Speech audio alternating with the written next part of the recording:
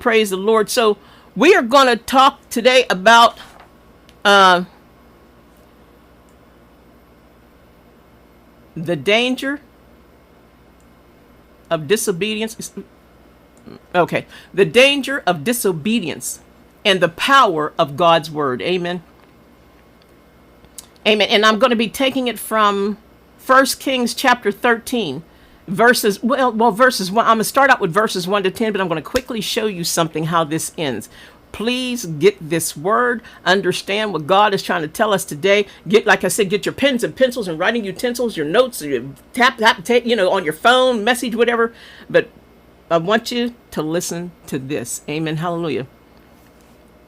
Now, God's word must be obeyed without compromise, or some people compromise, tomato. Amen. Regardless of the cost, company, or consequence. Amen. There is a man. There is a king. Amen. Who, his name is Jeroboam, and he built an unauthorized altar. Now, I've been talking to you guys a lot lately about altars. You need to know about them.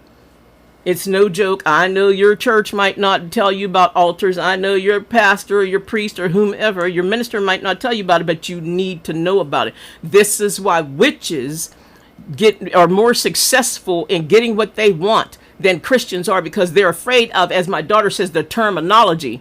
They stole all of God's terminology and they know how to use it. So we're going to study. We're going to talk today about an altar. Amen. Hallelujah. Now, who is Jeroboam?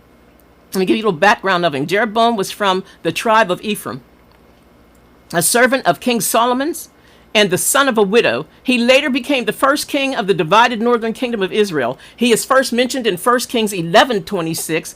Jeroboam, the son of Nebat, an Ephraimite of Zeradah, a servant of Solomon, whose mother's name was Zeruah, Zeruah, a widow, also lifted up his hand against the king.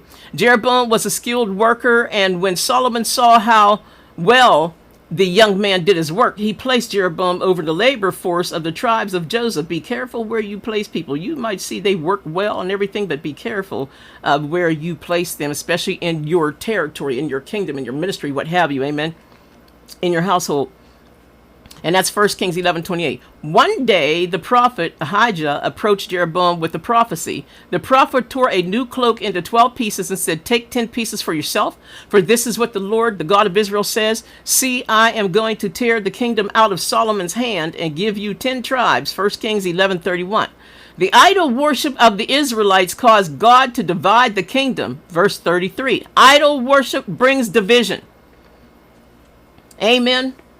Amen. The house of David would retain a remnant of the kingdom, including Jerusalem, because of God's covenant with David. Verse 32. Now, after this, Solomon tried to kill Jeroboam. Once you put him in there, it's hard to get him out. Amen. But Jeroboam fled to Egypt and stayed there until Solomon's death. 1 Kings 11:40. Following Solomon's death, Solomon's son Rehoboam became king. Watch this. Following Solomon's death,